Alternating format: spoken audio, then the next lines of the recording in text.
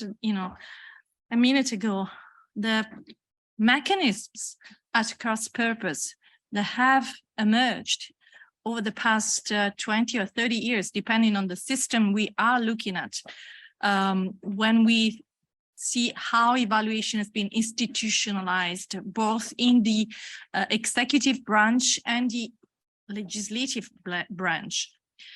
Some of these mechanisms are quite unwelcome. For example, fear of punishment associated with evaluation, or shirking, or compliance, a compliance mentality, especially spread out in the public administration system, where I've done a lot of research. The red tape, the bureaucracy which is associated with evaluations, and also the resistance and the contestation sometimes that we have observed, for example, especially in the university and research policy sector. Some researchers have almost denied, their willingness to provide their products, to get evaluated in some of the national systems, for example, here in Italy, but also in Australia, to some extent also in UK. And these mechanisms actually were completely the opposite. We were expecting when I mean, to some extent, I am part of this when the legislators set up the evaluation function with the objective, with the aim to actually trigger evaluative thinking, for example, especially within organizations, or policy learning, or even social learning, when communities and beneficiaries are involved into an evaluation system, or the accountability, results-driven accountability, as opposed to just vertical accountability, typical of bureaucratic type of environment. Is this an unintended consequence? Yes and no. Of course, we could not anticipate everything when we set up the evaluation function, but we are now aware, and we have plenty of evidence from behavioral science or social psychology, or even from institutional analysis, that there are some mechanisms that get in place, indeed, that to some extent distort the information, the evaluative information. The end receiver can react sometimes in a very irrational or with a limited rationality when he or she receives information that can be perceived as challenging. So we have to get a grasp on this evidence, and of course try to find the solutions. One solution could be probably to work on communication. A lot of work, a lot of emphasis has been put on communication, how to strengthen the communication channels, not just based on reports by reports and reports, forever studies by studies, but on a sort of a knowledge management system, or trying also to revamp our style, more effective, to some extent even more linear or direct. Is this just a matter of communication? Of course, I said yes and no, and I guess we have also to work on other fronts, on other plans. One of the issues, can you go? Is trying to face and manage this dilemma. To what extent we want to experiment with innovative tools, designs, methods, even, I said, organizational configurations, and to what extent we need to abide by some rules. We have to design regulation, and with regulation, I mean laws and bylaws, which have binding power. Sometimes we even need constitutional law. For example, in France, that was the case to introduce the evaluation function in the parliament. Even here in Italy, we were on the verge to pass a constitutional reform to introduce evaluation in the Senate, but then the referendum failed and we're left with no evaluation function in the parliament right now. So we have to manage, this need for regulation, especially from the supply side, from the side of whom will decide the rules of the game. If rules are, a bit controversial and they may actually trigger this kind of compliance mentality, then the solution could be nudging the soft power measures that seek to increase the influence of evaluation on policy making. But yet, you have to come to terms with the reality of the effectiveness of these measures. Some of them could be, for example, sunset legislation, laws that require to get evaluated after a certain period of time, or some profiles and functions within organizations, like, for example, the devil's advocate, somebody or a unit which is entrusted with the mission to, for example, spot the shortcomings within the organization and apply this kind of critical thinking, but with recognition and acknowledgement, from the rest of the organization that is the mission to be fulfilled, so that there is less resistance, less contestation. That was indeed observed. Carol Weiss, for example, just back in the 80s, was mentioning the time lag, that was occurring when evaluation recommendations were issued and recommendation then gets incorporated into the next phase of programming. That is the ideal type of process, but it's not always the case, of course. From the demand side, I think there may be interesting and favorable opportunities that we could actually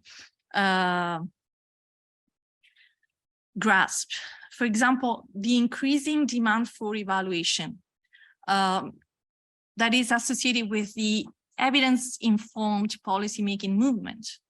Indeed, there is an increasing demand for evidence, for evaluative information to design policies, to redesign, to adjust policies. There is also an increasing interest for social impact assessment,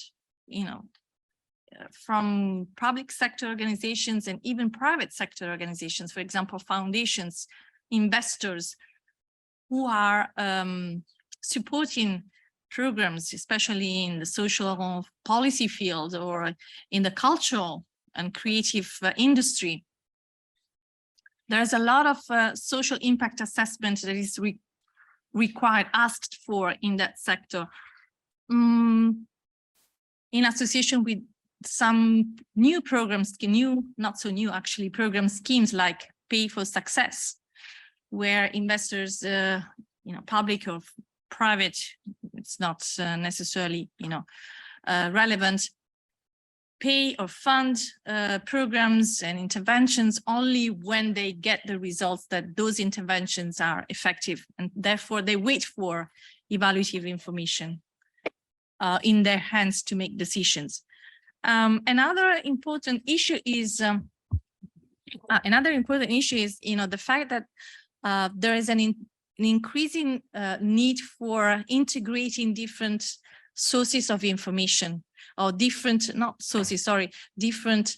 metrics, socioeconomic indicators, environmental indicators, as well as governance indicators. The aim is to try to understand the impact of programs, of the impact of the so-called social responsible investment.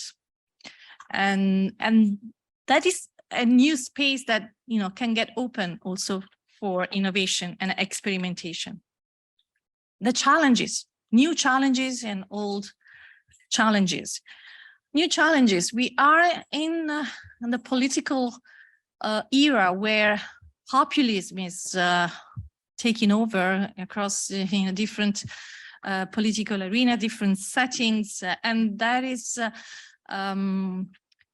associated with an increase in the growing polarization of positions and the trust crisis, even science crisis, the decreasing authoritative power of competence. That's something that is important because, we are now confronted with so many fake news and so-called alternative facts. And the post-truth is, the kind of environment where evaluators operate. Old crises, of course, wars and pandemic and the climate change are there for us, to engage with new thinking, new ways to come to terms with these wicked problems. And on the other hand, we have an increasing participation from stakeholders, different stakeholders in programs which become more and more complex with many measures, many sectors that they try to integrate and multi-year, multi-site type of interventions. With multiple sources of information we can tap into, but that entails intelligence, capacity to interpret, for example, scientific evidence, evaluative findings, but also expert judgment, user experience, citizen science, these are different sources, or even big data. We need to develop some expertise to, as I said, interpret this different type of information, very heterogeneous. Some of the platforms we can get to use may collect very different type of data, context data from any source, any kind of sensors that is on. But then we have to connect this data. We have to make sense of this data. And this is not just automatic. Now I come to the very last piece of my presentation, which is what can we do if we use system thinking or any other type of complex, sensitive type of framework for our evaluation? Is this approach or this variable approach under the umbrella of system thinking and complexity able to help us in this, endeavor to innovate the field? I guess yes. My answer would be yes. And in the exercise I do here, sorry, I think it's too little the font, is in the effort that I made. It was trying to intersect, some of the notions of systems thinking with the concepts by Hirschman, some of the key categories he used, in development, to make, this way of thinking more, let's say, effective and convincing, for an audience like this one. Yeah, has to get involved into the practice. For example, one of the first issues is allow for self-evaluation and peer review. And this goes really well with a recommendation for giving latitude and flexibility and for unintended consequences and serendipity that Hirschman has been working on for, in observing development projects. So envision in this way framework legislation, not just, very specific laws or bylaws, but, allow for peer review to happen and to for independent authorities to develop their own communities of practice. Another principle I would like to work on is making different evaluation systems interact at different scales. We have different evaluation sub-functions, if you want, which work in silos. For example, in Italy, we have education evaluation, research and university evaluation, then the public administration systems. These are all standing alone systems and organizations that do evaluation, but evaluators, across these different sectors do not get into a dialogue. They do not get into a sort of a peer review process. And, system thinking is just trying to, develop connections between systems. This is the, the key.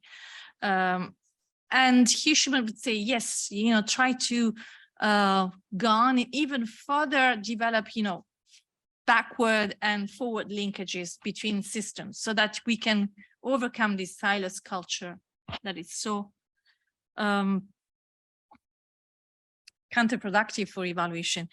This is something that we've been talking a lot in system thinking with other colleagues in European Evaluation Society back in 2016.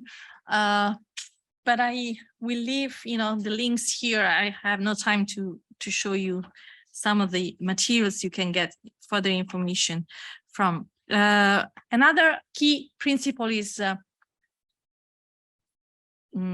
reflect upon the positionality of the evaluator.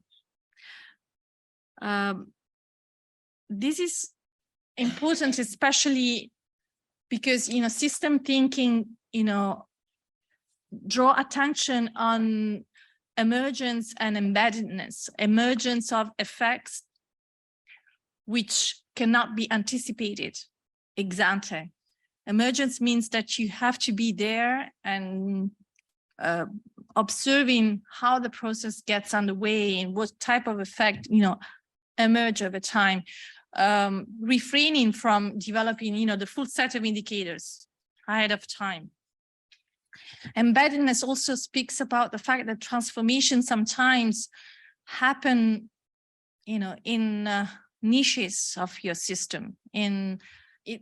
Change is nested, and traditional approaches like bottom-up approaches that you work really on the grassroots level or you work at the top down, these kind of approaches are not adequate, to spot changes, to spot transformations. You have to really develop new ways to investigate and work also on your own obstacles to perceive change, on the biases that you may unconsciously hold. And this is something also behavioral science has told us, that experts themselves can get wrong. Another issue is like, for example, play with designs and techniques and methods of evaluation. Trespassing, Hirschman would say, disciplinary boundaries, going over, traditional approaches, as I was saying, the macro approach versus the macro, trying, for example, to develop meso-level evaluations, across different systems.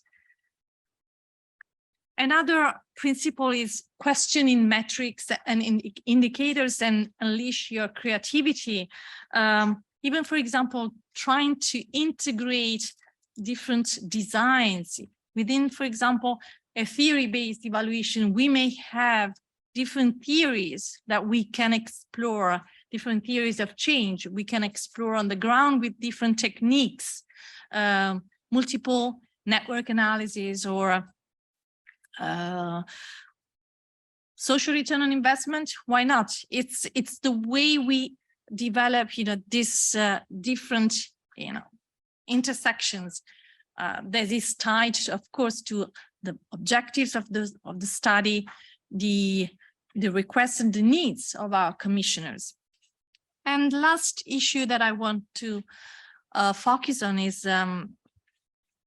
the attention not so much for evaluation findings, but for the use of evaluation findings, putting emphasis on the use, trying to understand how our users can receive the message we want to get across.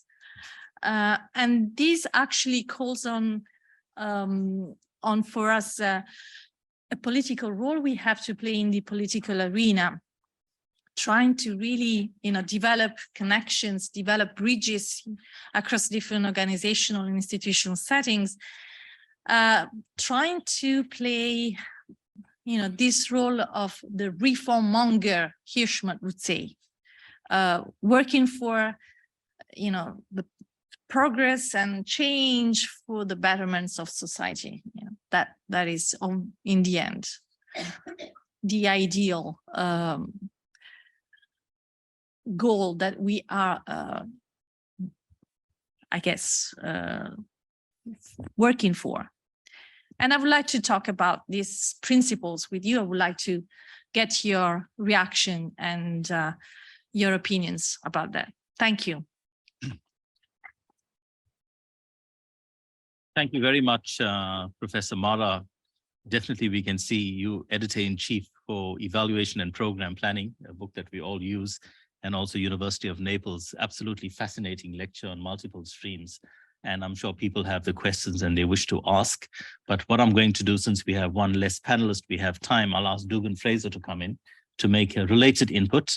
And then we'll open the floor for discussion, which should give us about a half an hour for discussion. You've touched on all the buttons and I could see people resonating here with what you were saying. So with that, I thank you, and over to, before I call on, you've seen Dugan already, but we have him now in another context, and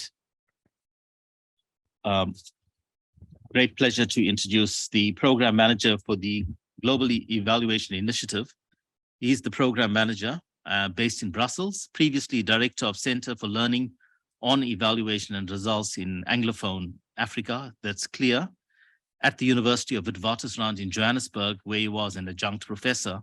He worked for 7 years before that in social justice philanthropy, in grant making and responsible investment. He also worked for many years in government as a technical specialist, working to build M&E capacity. With that, I have pleasure in introducing Dugan Fraser. Thank you. What Ingrid hasn't mentioned is that many of those years were spent working with him in government. So it's not our first engagement. Hello, everybody. It's very, very nice to be with you. And thank you for this opportunity to speak to you. I'm afraid you're going to hear some of the same ideas as Mita just shared, but perhaps less articulately presented. So forgive me.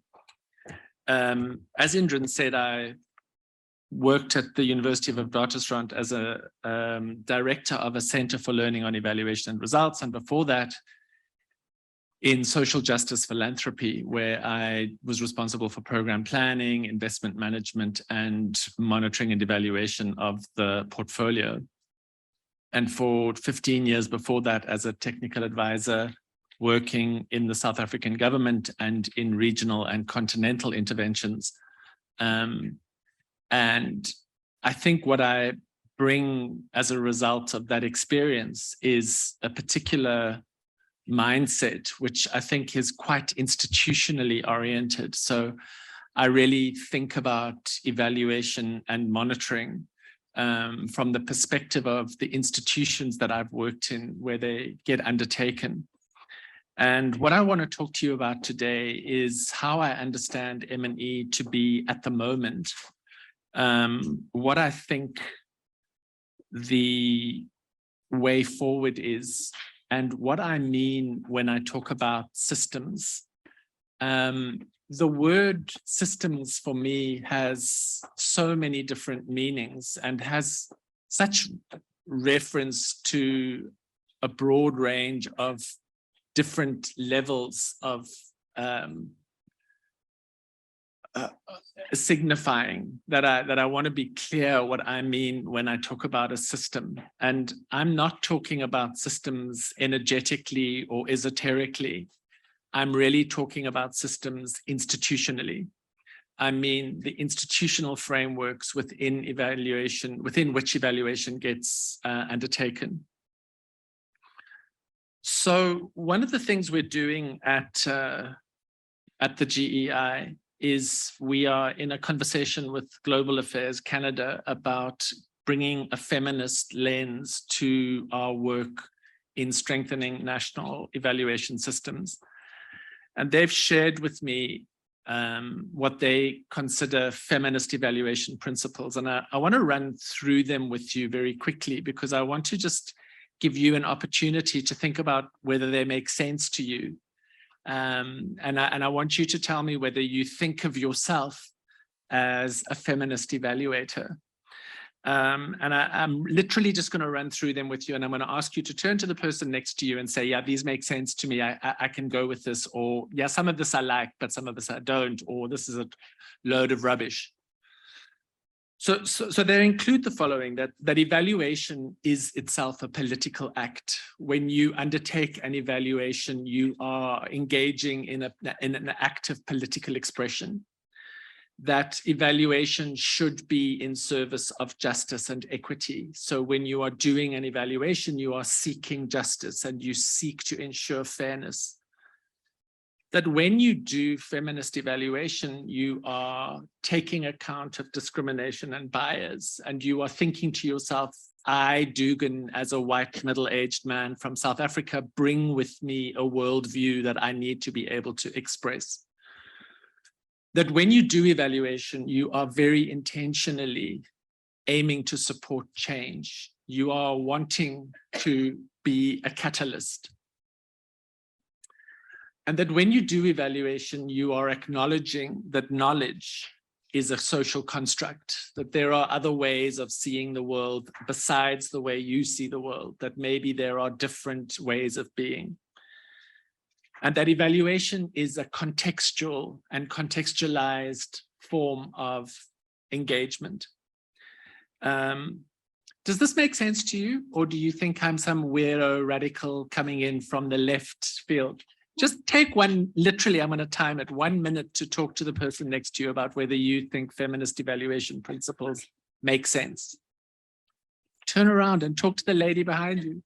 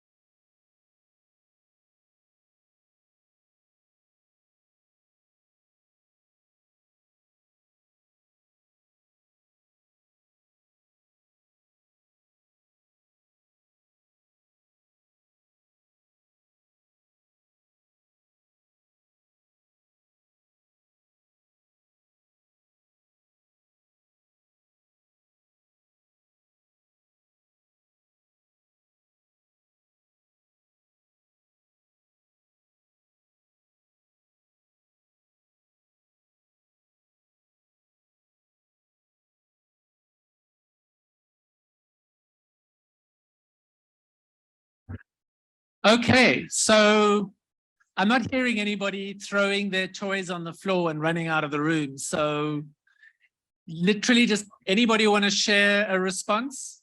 Anyone? Karen? Yeah? No? Anyone? Sohini? Loudly. Okay. Interpretation. For the interpretation. Thanks. With my name, it does resonate a lot. This all makes sense. At the same time, what we were also discussing was an individual may have multiple identities. Gender can be one of the many identities. It can be, if you belong to the country that I'm from, caste may be a bigger identity to you, or class can be a bigger identity. So there can be multiple identities. And in some cases, maybe in my case, gender may play a bigger role. It's an intersection, right? So gender can play a bigger role than other identities. In your case, it can be something else, right? So I think for us, I don't know whether feminist worldview would encompass everything. Sure. But beyond that, I think it all makes a lot of sense. So let's talk then for a minute about where evaluation is at. And I want to just share some of my perspectives in relation to the work that I did in the South African Public Service with the African Union, later with various African governments in my time at Clear AA. And I think it's important to locate this work within a global political context, which I understand to be characterized by a form of extreme radical democratization, which is very social media driven. And I think what we're seeing in the form of a very intense shift into populism of various sorts is terrifying, because people are being enabled to express their worst selves in a way that is, I think, threatening to our aspirations as a species. And when we move institutionally into the organizations that we maintain, and I've always understood government and the public service to be an expression of love. You know, when we come together as a society, we construct these organizations that allow us to collectively mobilize for our well-being. And when we consider the state of evaluation in our public service institutions, what is so striking is that monitoring is generally so much stronger than evaluation. And I think there's a reason for that this relates very much to a culture of accountability and control. And that the institutional arrangements around evaluation ghettoize it, that evaluation becomes sidelined and marginalized. It's not mainstreamed into the way in which organizations do their business. So often you will have a separate directorate responsible for evaluation, whereas monitoring and reporting is mainstreamed so that every manager is responsible for monitoring and reporting, but evaluation is a separate component's responsibility.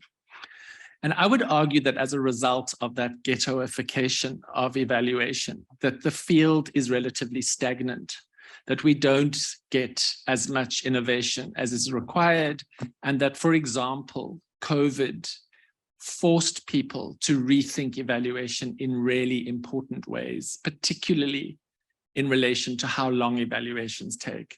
And so I don't think it's any surprise that suddenly rapid evaluation has become a real product of the COVID experience. I also think the really noticeable feature of current evaluation is the absence of an authentic curiosity.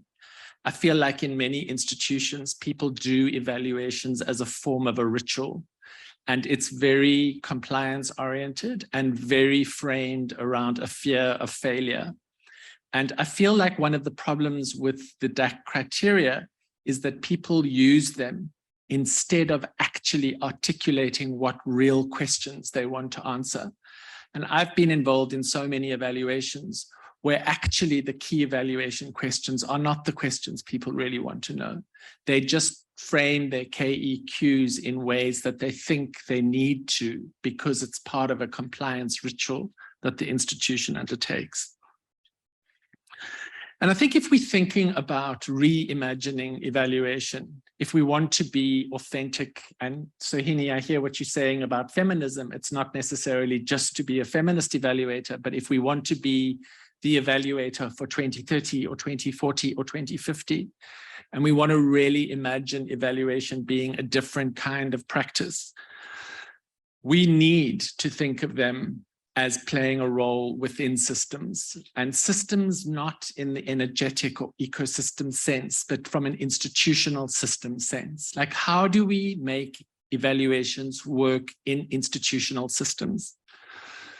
And that's not to say that it's simple or straightforward, because institutions are, in fact, these living entities. They are like organisms. They are like gardens. And if you really want your evaluation to be meaningful, to be generating evidence, to be answering questions, to be helpful, then you have to really understand that system in an authentic way. I remember a project that I worked on for 3 years, which was developing an M&E framework for an institution. And I really gave it my best. And at the end of it all, I walked away realizing that I had failed to actually understand the system, because really I was talking about something that was going on at the national level, whereas in fact the services got delivered at a local level. And so my M&E framework was really not helpful. It didn't really take account of the full system. And so if we want to be genuine about making evaluation useful, we need to take a systems approach that starts by mapping out these systems in a detailed, meaningful way that is participatory and draws in the knowledge of people who are in those systems. I also think we need to start thinking about this question of boundaries in 2 ways. We need to think about how boundaries are respected and how you know, I can't remember the actual line from the Robert Frost poem about good fences make good neighbors. But if you can respect somebody's boundaries and you can treat them with dignity, you are likely to have a more constructive relationship. But evaluation needs to do that while at the same time crossing boundaries. It needs to be able to span boundaries and draw knowledge from diverse institutional silos. Because if there's one thing we know about our institutions is that they tend to operate very separately from one another. And within our institutions, they tend to have operational silos. So how does evaluation de-ghettoize itself, reinvent itself so that it crosses while respecting boundaries? And I think the thing that is most important to me is that evaluation starts to become a genuine learning partner. And what that requires is that we develop what get called theories of use. How are we going to use these evaluations that we undertake? And how are we going to make sure that they are directly linked into a learning agenda? So when an institution has got a program plan with theories of change and indicators, it's actually taking the care to identify what it needs to learn. And this is not like many of you will say, yeah, duh, we're already doing this. And many organizations are already doing this. But I think we need to become impeccable in our evaluation practice.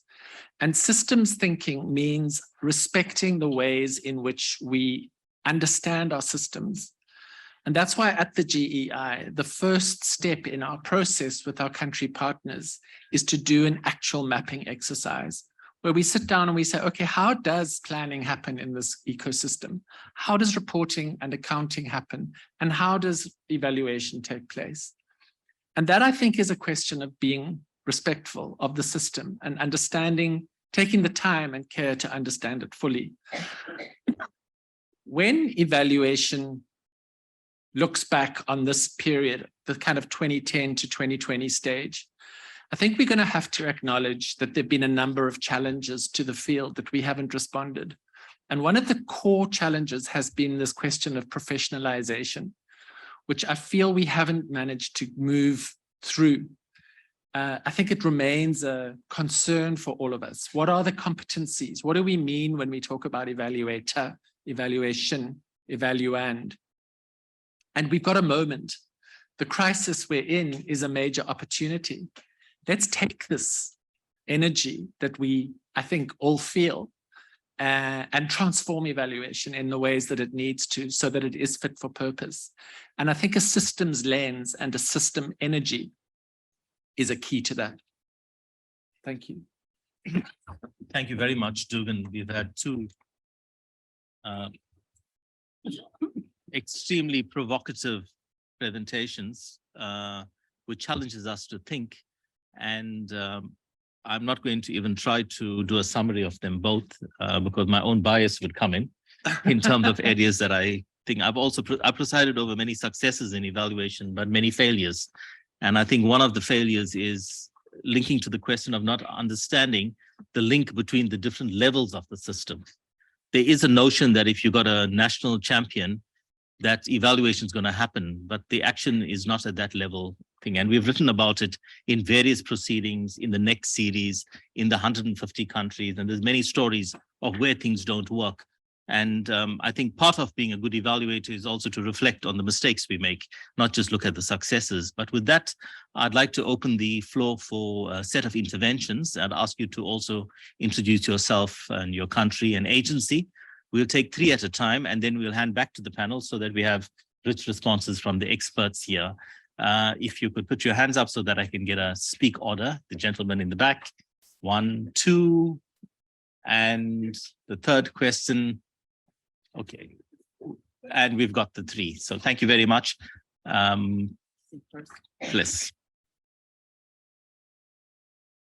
My name is I was wondering, how do you see the role of civil society organizations? Now, do you think perhaps that civil society organizations, because of their smaller size, can they serve as laboratories to test some of these ideas that you're presenting, no, as potential ways of working? And if not, where do we get the examples? Where do we find these good examples that you see as good ways of working? Thank you very much. The first question from Oxfam, asking for the examples where these work. The second question. Please. Hello, I am Felix Romano from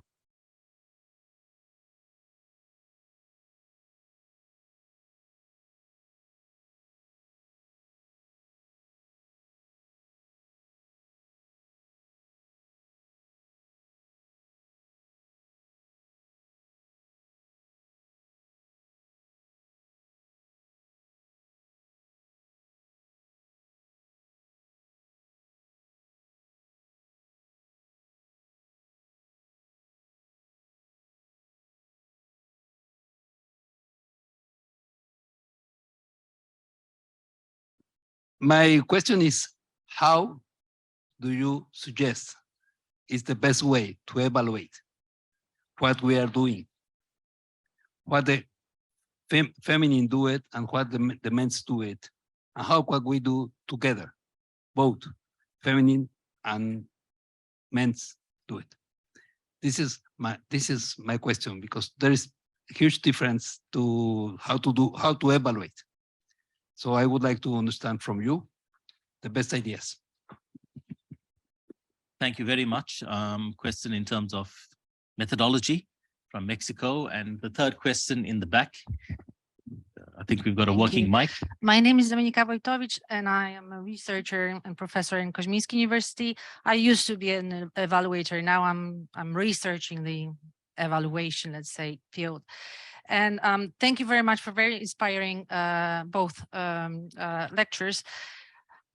And I have a reflection and also a question to you, because it's very important to develop new methods, new way we may think about evaluations, and definitely those innovation methods will make our evaluations more quality, and that's for sure. And I think, at least in my country, we made good work, I think, since 2004 when we joined the European Union, and we were forced to start to do evaluations of European Union founded projects. And I think I mean, it's those counterfactual evaluations, system thinking. I think in many evaluations, we already implemented this idea, but still, I think the main problem, and that was the idea that ended Professor Mara, the presentation, was what to do to make people or to make organizations use the knowledge we provide them. Because I think everything that you said is very important for organizations that want to learn, right? And I do know a lot of them, like NGOs or even regional authorities, they do want to learn. But when we go to the top, to the government, to the ministries, it's all about the politics, and we cannot break through to make them use our knowledge, the knowledge that we produce, or the knowledge that already exists, because it's also true that we should use the knowledge that already exists and not produce more and more reports. So, and I, at least in Poland, we invented, or not we, but ministry, one of the ministry invented this system to track the recommendations. So basically, the institutions must somehow inform the ministry, what did you do with the recommendations? However, it doesn't work either. So my question to you is, and I know it's a $1 million question, what can we do to force government to use the robust and valid knowledge we produce? Thank you very much. Thank you very much for those three penetrating questions linking to one, a set of examples, methodology, and also noting that you were in evaluation and now in research, gives you a good perspective. I'm going to hand over to ask both Professor Mara and Dugan to respond to these in a very succinct way, but also to talk about the question of sticks and carrots. I think a book has been written to that effect, and sermons, but not to forget the question of intentionality, that we do evaluations to bring about a change. And there is a conversation that evaluation should be more about learning and embeddedness, etc. But then when you are swimming with the sharks, how do you come out and actually then, make a call, just to be provocative, in that the real politics of bringing about change is real. Also to note that in the last 3 years, from NEC Egypt till now, we've had a COVID crisis, and evaluation world was largely missing in action during this period and did not demonstrate utility for various reasons, something that's coming out in a book quite shortly on evaluation in the context of crisis, and how long it takes to get work done. Has it lost its utility? But with those provocative comments, over to Professor Mara and then Dugan. Thank you. Well, thank you very much for your questions. Very challenging questions in the sense, the engage, the reasoning and, even some sort of creativity, if I can. But let me start from, a premise. If you embrace a sort of a complexity sensitive and system thinking approach, you do not necessarily have examples to follow. That's the thing. That's the tricky issue. This is not an expedient for me to avoid your question or to avoid any sort of responsibility to, search for indeed practices that could be promising. But the whole issue is trying to develop your own way to make sense of the information, respond to commissioners, engage communities, and provide robust information that is politically relevant. If you can make, all these different, if you can, reach these different objectives, you're done, you success. Your evaluation is a success. But this is not an equation with so many variables that you have to.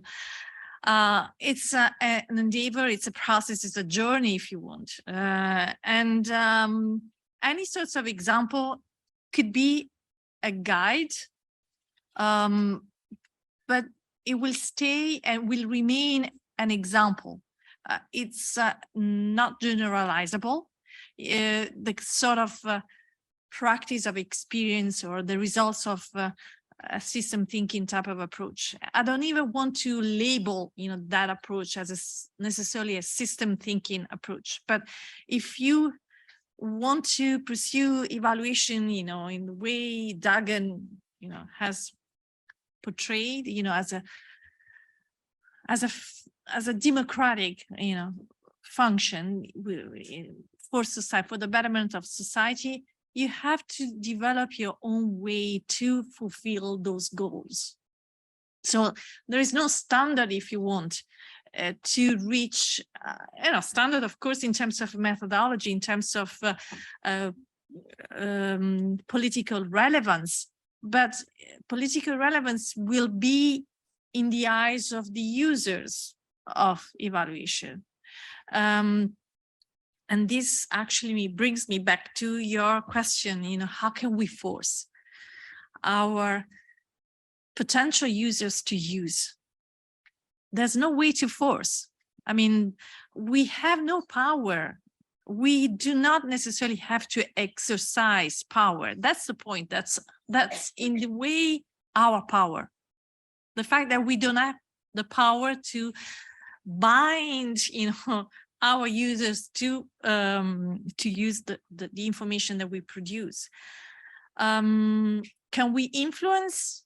Yes, but to the extent that we can become more effective, but it's also the understanding that the realization that we cannot force, and that's something that we have to work on at a different level, in the interaction, in the daily interaction with commissioners, with managers, in the cooperative relationships that we are able to develop with the other member of the organization. And even with the top level of, the political arena, I'm not necessarily so pessimistic, about, politicians not using in the end evaluation. Of course, I mean, if you think use as here is the recommendation, and tomorrow I will track the recommendation in the report, I don't think we can get much meat out of that, in the sense that we can formally track the recommendation, but in the end what we are interested in is that there will be any sort of behavioral change in the organization, or even in the management style, or in the decisions made at the very top level. So these are just let's say cosmetic way to fulfill our need to get recognized, the tracking system, and more a deeper way to engage with politicians is trying to develop a dialogue. Sometimes it's just no way, total, resistance. I have experienced myself a situation, at least twice, total, closure, total, a barrier vis-a-vis the type of message that I wanted to get people get, out of my work. And I just have to realize that I had to resign. And even that was a big lesson for me, because that was a failure, but it was also some sort of assertion that I do not, let's put it this way. I don't want to feel like, the moral guru here. It was also the understanding that I could not compromise my own work. And so if the other person or the other, let's say the commissioner, could be individual, could be collective actor, is not willing to listen to what I have to say, so let's accept the situation and work on a different level, on the training, for example, on the way organization can develop a culture which could be more open to the evaluation, suggestion, to the evaluation mindset, because that is something that has to do with evaluative mindset, the evaluative thinking. So probably it's better than to avoid any sort of strong confrontation and, let time pass, and, probably that time lag will favor us in the medium or longer term. Regarding your question, I think I really like, you know, the type of perspective that you suggested or hinted at, you know, the fact that we need to work together. You know, back in 2015, I wrote an article saying, you know, how can we use complexity to enhance cooperation between men and women? Because I am totally convinced that, you know, to be a very good feminist evaluator, you have to develop an argument or findings that can be bought by, you know, men and women. We do not work for women. We do not work for the, you know, and I'm in line with your reading. We do not work for just one gender. We work for everybody. And so intersectionality could be much better way to probably to understand, you know, the nuances of reality, gender, race, class, social status, whatever category, ethnic group, you know, ethnicity, whatever you have as a category is there to divide us. You know, a feminist evaluator for me is the one who try to integrate, and therefore cooperation for me is the, let's say, the mantra. That's the kind of thing I look for when I do evaluation. Let's try to integrate different perspectives, not because I want the harmony there in society, because it's not something realistically achievable, but because I think that we move forward when we do genuinely cooperate, and we are willing to cooperate. That means also facing conflicts, facing, you know, different perspectives, but that's democracy. That's, you know, the kind of effort that you have to make to conduct evaluation, which is an instance of, again, democracy and, let's put it this way, and truly aim to social betterment. But sorry, I don't want to repeat myself, but that's the kind of thing that I have in mind. So thank you. Thank you very much. Thank you very much. Excellent set of interventions. And I like your point. We do not compromise our own work and keep principled and don't go into negotiation. You lose, you don't try to be popular. You know, at best, we should try to be respected. And therefore, some of this embeddedness and negotiating part, it has its limitations. You know, we do have a skill on it. With that, and I know this has really provoked Dugan to make some strong points on the set of interventions that have come through. Over Dugan, noting we close the session at 3:15 because of the live stream. So over to you. Thank you. Civil society is a very, very diverse space, right? And I mean, it ranges from community-based organizations through to big INGOs. And I think the evaluation function in them is equally diverse.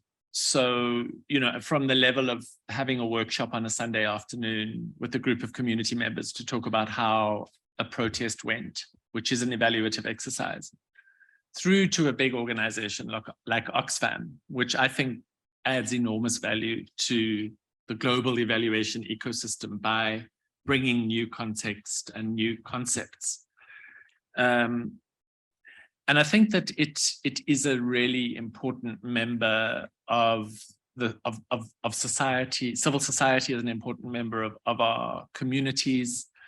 But at the same time, there's a commitment to a particular worldview that often means that it's less likely in many instances to undertake certain kinds of evaluation. So, you know, when I was young, it was apartheid in South Africa, and my introduction to evaluation and monitoring came as a donor, doing M&E work of projects that we were financing, democratization projects.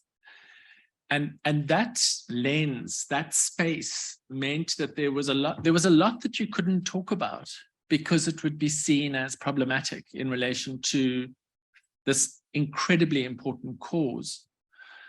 And so it's not that we're talking about neutral institutions, you know, they're not open to any kind of dynamic.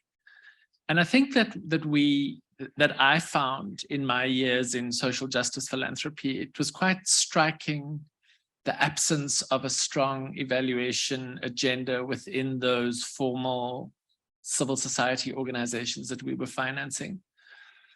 But it's such a diverse space, and there's so many different views and approaches to and practices of evaluation that I can't really say that I feel that there's one way.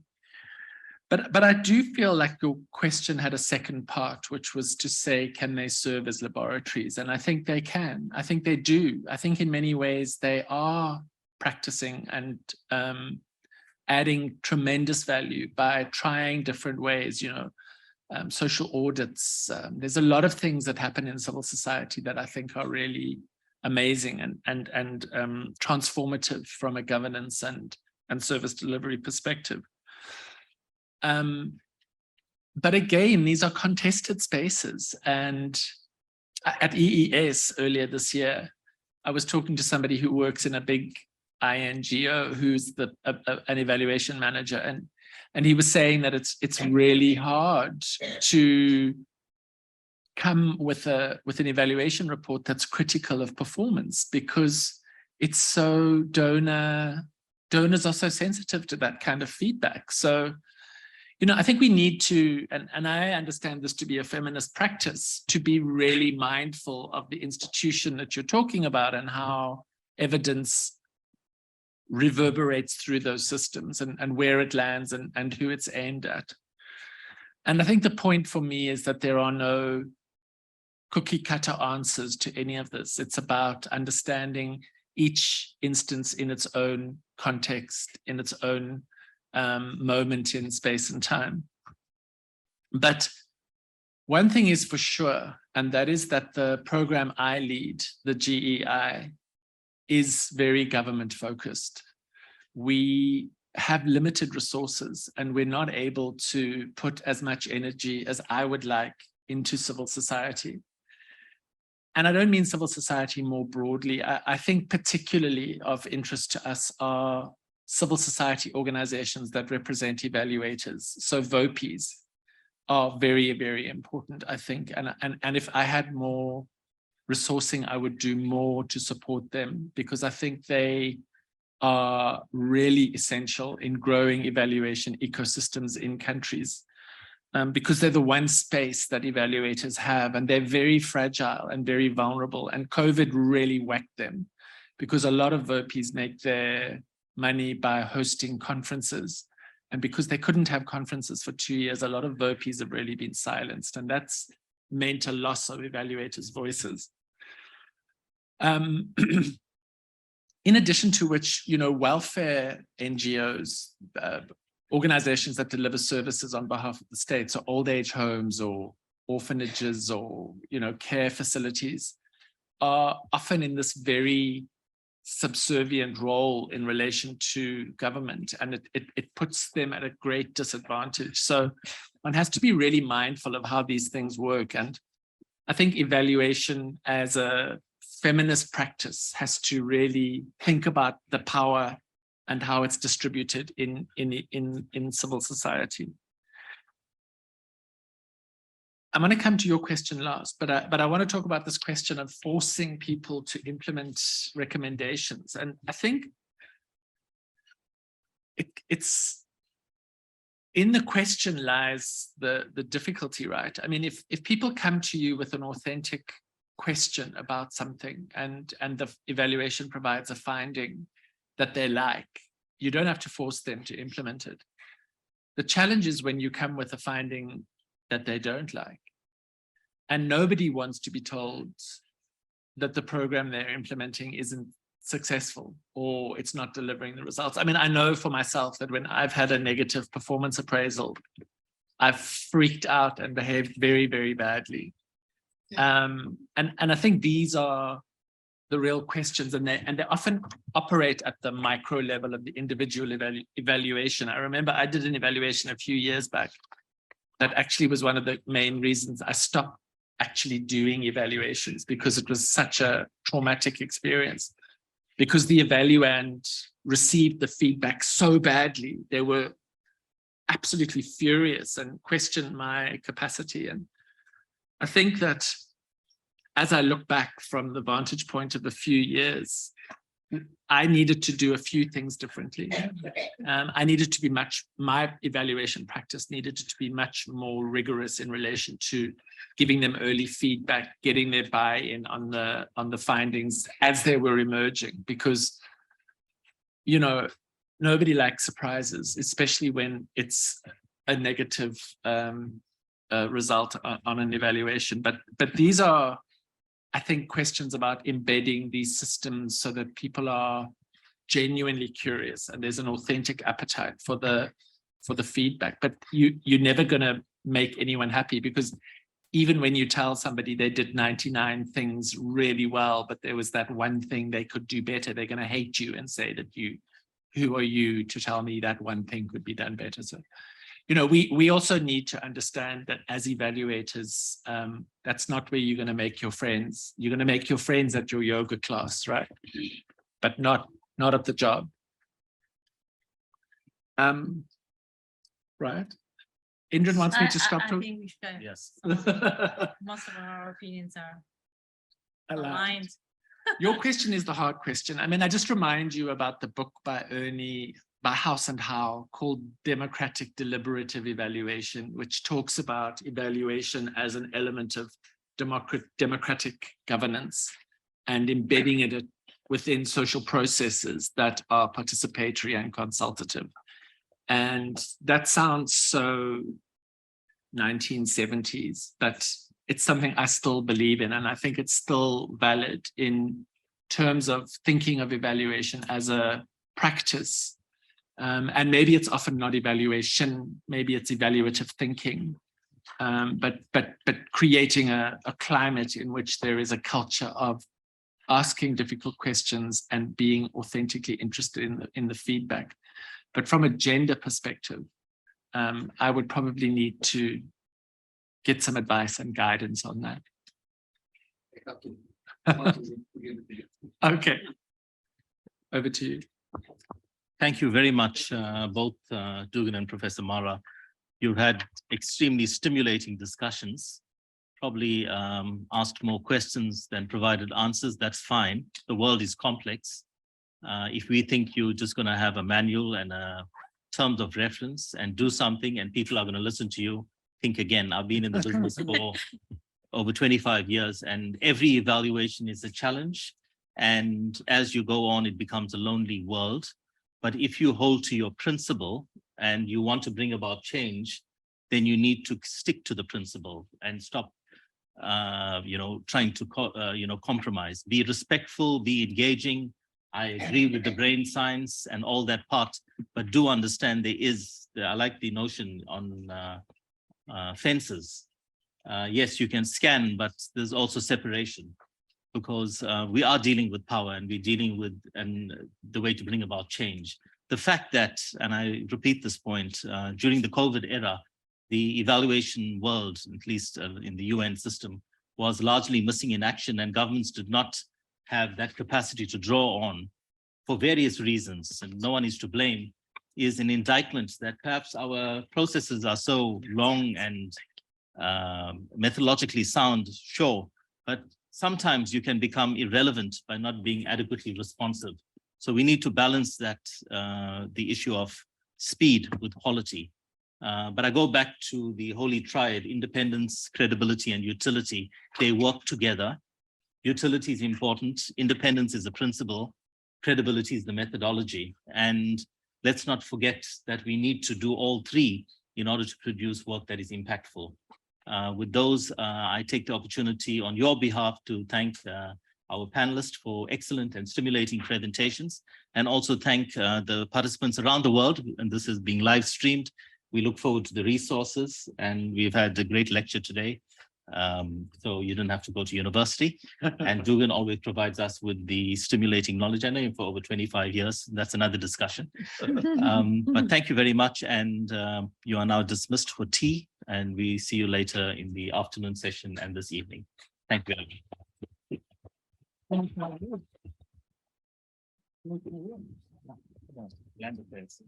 you.